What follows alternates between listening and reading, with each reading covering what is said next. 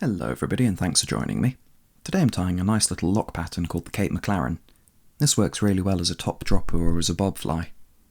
The hook I'm using is a Hanak H280 barbless size 12 wet fly hook with a slightly long shank, and the thread I'm using is UTC 70 in black.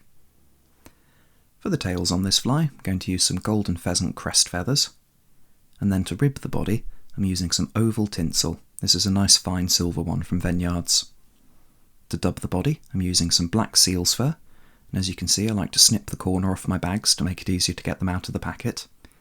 And we're going to need two hackles. The first is a dyed black one to palmer on over the body, and the second is this really lovely nice natural brown colour. These are both whiting hackles, really good quality. Finally, a little dab of head cement to secure the head, and that's all the materials we'll need. So let's get started. I'm going to cast on my thread just behind the hook eye and run it down the length of the hook shank. I've taken two golden pheasant crest feathers here. I've tried to choose them with nice similar curves, and I'm going to tie them in at the same time because I'm brave, one on top of the other, using a pinch and loop technique and making sure that they're nicely on top of the hook shank. I've tied it in so that the tail's about the same length as the body overall. You can go a little longer or shorter, but I think having that bright golden colour is a really nice hotspot for the fly. I've trimmed off the excess and I'm just spinning my thread flat, and I'll keep working it forward all the way up towards the eye of the hook, and this is going to create a nice smooth underbody for us to tie our materials in later. The next thing to tie in is the rib, so I've taken a length of my oval tinsel and I'm going to tie that in at about the 9 or 10 o'clock position on my side of the fly, and this is going to put it in the right place for me to start when I'm wrapping it after palmering the hackle down. So I'm taking that down the length of the hook shank, I'm just securing that in my materials clip on my vise. Now for the body, I'm going to dub on quite loosely. I want this to be a fairly scraggly underbody. A little bit of that black seal's fur. Again, we're going to start right from where we finished off the thread, right at the base of the tail. Just dubbing it on, leaving a few stragglers there. And then we're going to wrap forward in nice touching turns and start building up that underbody.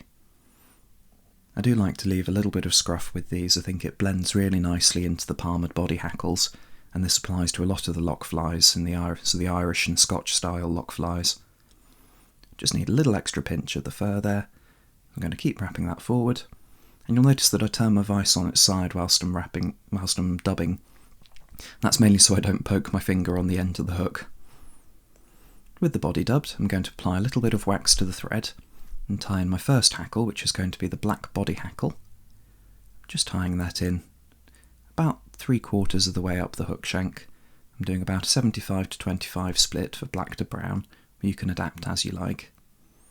I'm just trying to trim off that little end of the feather stem here so it doesn't intrude on the hook eye. I've left it a little bit short, but we get it eventually. I'm going to take my thread back down to where I tied in the hackle, and I'm going to do a full wrap at the front, and then I'm going to start working in nice even turns down the length of the body, and I'm aiming to do about 5 or 6 total wraps down the length of the body. This is going to create a nice bushy palmered hackle that really moves a lot of water and can really work to bring up the fish. Now I've reached the end, so I'm going to bring around my oval tinsel, and here I'm pulling quite firmly, and that's caught in the hackle. Now using a seesawing motion and my rotary vise, I'm going to work that tinsel forwards, and I'm seesawing it to avoid trapping too many of those hackle fibres. By brushing them forward with the tinsel, we avoid them getting caught down. Now see, this is counter ribbing the palmered hackle, and that helps to provide a bit more strength for the fly.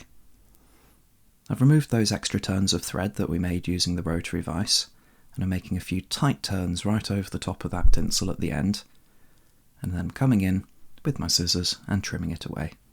I accidentally used my nice scissors here. I normally use my rubbish tinsel scissors so they don't get too blunt, but it doesn't really matter. That's the palmered body done, so I'm going to come in again with my scissors and just trim away the excess. You'll notice I'm keeping them closed until I just get to where I want to cut. It's a technique we use in surgery as well to divide tissues without harming anything in the way. Again, a little dab of extra wax. I'm just going to tie in my front hackle. This is my nice brown one, and I've just left a little bit of that stem bare just to tie everything down securely. we can trim off the excess, and I'm just trying to draw back any stray hackle fibres so it clean-up's a little bit easier at the end. Now I'm going to wrap forwards using my brown hackle, and you can see that this is making a really nice bicolour combination. The black and the brown and the yellow from the tail makes this a very attractive fly. So I've done 4.5 turns there, that's plenty for me. I'm going to come over 2 tight wraps over the front and then draw everything backwards and work from the eye of the hook, and this is going to put the feathers into a nice rearward slope and just build up a little bit of a head. That's everything tied in, so I'm taking my whip finisher and again just building up a little black head on the fly.